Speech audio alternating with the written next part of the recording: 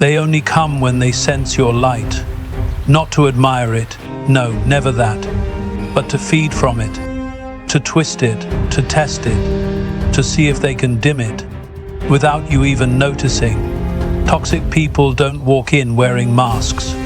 They walk in wearing mirrors, reflecting back the parts of you wish were true. Kindness mistaken for weakness, patience mistaken for permission. But there comes a moment, a single moment, when you do one thing, just one, and suddenly the game ends. The masks fall, the theater collapses, and their control slips through their fingers like smoke. This isn't about revenge. This isn't about winning. This is about liberation. So, do this once, and toxic people will never bother you again. Silence is a sword. There is a kind of silence that doesn't come from fear or hesitation. It's not the silence of someone who has nothing to say. It's the silence of someone who no longer needs to explain themselves. That kind of silence is not passive. It is not weak. It is deliberate. And it cuts deeper than any insult, any outburst, any carefully sharpened comeback ever could. Toxic people thrive in noise. They live in the chaos of reaction. They push buttons, set traps, raise their voice, not always in volume, but in manipulation. And they wait for your energy to dance to their rhythm. Because when you respond, even just to defend yourself, you hand them the reins. You give them access to your peace, your emotions, your center. They don't want connection, they want control. And control is only possible when you engage. But silence, real, grounded silence, is a language they cannot speak. When you stop responding, not with anger, not with sarcasm, but with absolute stillness, you shift the entire dynamic. You become unreadable, unpredictable. And for someone who feeds off patterns and predictable emotional triggers, that silence is unbearable. You're not giving them confusion, you're giving them clarity. They finally see what they refuse to believe, that you no longer need to be understood by them, that their chaos no longer finds a home in you. It isn't about pretending not to care, it's about finally realizing you don't have to prove anything anymore. You don't need the last word. You don't need to rehash the past or unpack every wound. You simply remove yourself from the conversation, and in doing so you end it without a single argument. They might provoke, they might mock, they might accuse you of being cold or heartless, but deep down, they know what your silence means. You've betrayed it all. It means they've lost access to you. And nothing frightens a toxic soul more than losing access to someone they can no longer manipulate. This kind of silence requires strength. It's a silence that comes after you've screamed in your mind 1,000 times, after you've tried to be kind, patient, forgiving over and over again. It's not a silence of defeat. It's the silence of someone who finally understands the difference between peace and quiet, and chooses peace, even if it means walking away from the noise of familiar pain. You don't have to fight every battle. You don't have to justify your boundaries. You don't even have to announce your departure. Just go. Let your silence echo louder than any explanation ever could. When your soul grows quiet, your life begins to speak for itself, and those who only knew how to hurt you won't know how to follow. Withdraw the supply. There is a moment, quiet and almost invisible, when everything changes. It's the moment you stop feeding the fire. Not with confrontation, not with resentment, but with your attention. Because toxic people don't need your love to survive, they just need your focus. And the more you give, the more they take. They thrive not on connection, but on reaction. It doesn't matter whether you're arguing, defending, pleading, or even begging them to understand you. It's all the same to them. As long as you're emotionally invested, as long as you're dancing to their rhythm, they feel powerful.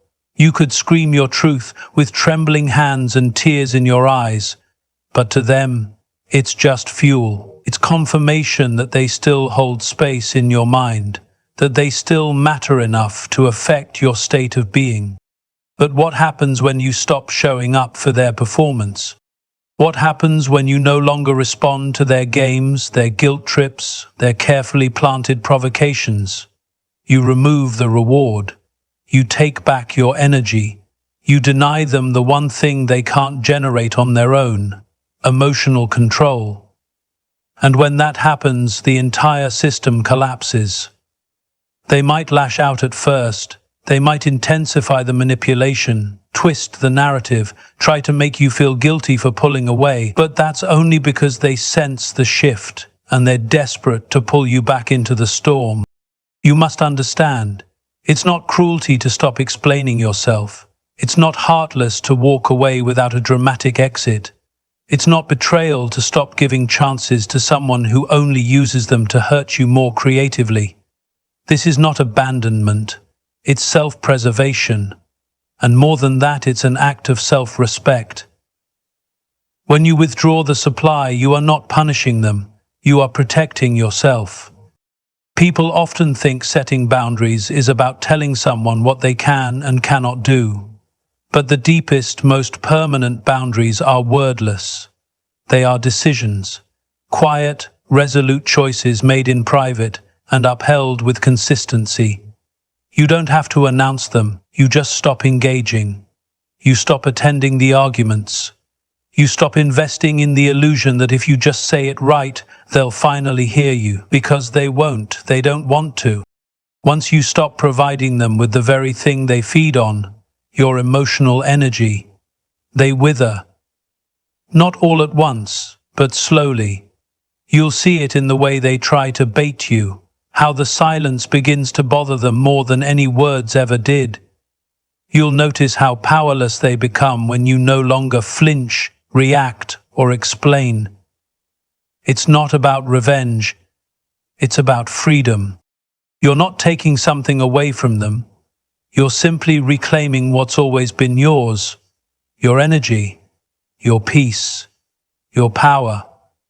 And once you do that, once you stop being their supply, you'll be surprised how quickly they vanish.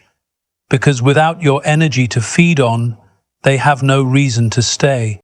Set a boundary that doesn't budge. There comes a point when words no longer serve. You've explained, reasoned, forgiven, and tried to see the best in someone who only ever saw what they could take. And each time you bent, you told yourself it was strength, that keeping the peace was more important than protecting it. But there's a difference between being kind and being available to harm. And that difference is a boundary. Not the kind you post online, not the kind you announce in a fit of frustration, but the kind you build quietly, deep inside your soul, like a locked door with no spare key. A true boundary is not for them, it's for you. It's not a punishment, it's a decision. And once you make it, once you choose it and mean it, the landscape of your life begins to shift. You don't need to scream it, you don't need to explain it, you don't even need them to agree with it. A boundary is not a debate. It's a line drawn in the sand that says, you may go no further. And once it's drawn, it doesn't move. Not for guilt, not for apologies laced with manipulation, not for promises that always seem to expire the moment you let your guard down. The truth is, toxic people don't respect boundaries because boundaries interrupt their access. They'll test it, they'll laugh at it, they'll call you too sensitive, too cold, or too dramatic. But that's just projection. What they're really saying is, you're no longer easy to use. And that's exactly the point. A boundary isn't built with anger, it's built with clarity. The kind of clarity that comes from waking up one day and realizing you've been negotiating your self-worth with someone who never intended to pay full price. It's the clarity that whispers no more, not with rage, but with finality. You begin to honor your limits, not because you hate them, but because you finally love yourself enough to stop bleeding for someone who never learned how to heal. You'll know the boundary is real when you stop waiting for them to understand it, when their disapproval no longer tempts you to soften it, when their silence doesn't shake your resolve. That's when it holds. That's when it becomes part of who you are. Not a rule, but a reflection of your worth. Some people will leave when you draw that line. Let them. A boundary doesn't push people away. It reveals who was never willing to come with respect. You'll be left with fewer people, but you'll be left with peace. And peace is not a small prize. It's everything. You don't need to be louder. You don't need to be meaner. You just need to be done. And when you are fully, completely done, you'll find a strength that doesn't shout. It simply stays. Replace reaction with observation. There's a moment, usually after the last emotional blow, when something in you changes. It's subtle. There's no dramatic declaration, no outward sign, but inside something clicks. You stop feeling the need to respond, and instead you start to watch. This is the turning point, where power shifts. You're no longer the puppet, yanked by emotional strings you didn't see being pulled. You become the observer. And in that shift, toxic people lose the grip they never deserved to have. You see, they depend on your reaction. They engineer situations, twist meetings, provoke with a smile, not because they're careless, but because they're calculated. They watch you, study your tells, your softness, your triggers. And every reaction is data. Every burst of emotion is a map of how to get under your skin next time. But when you stop reacting and start observing, you break that entire system. They no longer know what to expect. And nothing is more unsettling to someone who thrives on predictability than not knowing who they're dealing with anymore. Observation isn't indifference. It's not detachment. It's awareness. It's stepping out of the emotional fog and into the clarity of truth. You begin to see the patterns, not just in them, but in yourself. You realize how many times you walked into the same trap, hoping this time it would be different. You see the manipulation as it happens, not after the damage is done. And most of all, you stop internalizing their behavior as your responsibility. When you're reacting, they control the tempo. But when you're observing, you set the rules. You begin to notice their discomfort when you don't play along, how they escalate when you remain calm, how they fumble when you give them nothing to push against. That stillness, it's not passive, it's power, it's strategy. It's the refusal to let your nervous system be hijacked one more time by someone who doesn't deserve a seat at your emotional table. And the more you observe, the less you personalize. Their cruelty becomes a reflection of them, not an indictment of you. Their coldness no longer feels like your fault. Their mind games no longer stir up your guilt. You see them for what they are, not through the filter of your pain, but through the clarity of your awakening. This is how you protect your peace, by keeping it away from the circus. You don't need to yell across the tent. You don't need to defend yourself to the ringmaster. You just step outside and let the show go on without you. Because once you've seen the tricks, the illusion stops working. And eventually the silence of your observation becomes louder than any argument could ever be. Because you're no longer participating. You're no longer proving. You're no longer reacting. You're simply done. And in that still, watching silence, you win. End the performance. Refuse the stage. There's a stage toxic people build long before you even realize you've been cast in a play you never auditioned for, one that twists your intentions, rewrites your lines, and always seems to make you the villain, the fool, or the broken soul in need of fixing. You walk into the relationship thinking it's real, thinking it's honest, thinking it's mutual, only to find out much later that it was all a performance, and you were the lead not in your own story, but in theirs. At first, you don't see it, because the play is subtle. It begins with compliments that feel a little too perfect, kindness that feels almost rehearsed, and then come the rewrites, the shifting of your words, the twisting of your truths, the subtle undermining of your reality, until you're second-guessing what you know and explaining things you never did. You become the actor, constantly adapting, constantly adjusting, trying to keep the peace, trying to get back to how things were in Act 1. But what you don't see until much later is that this was never your stage.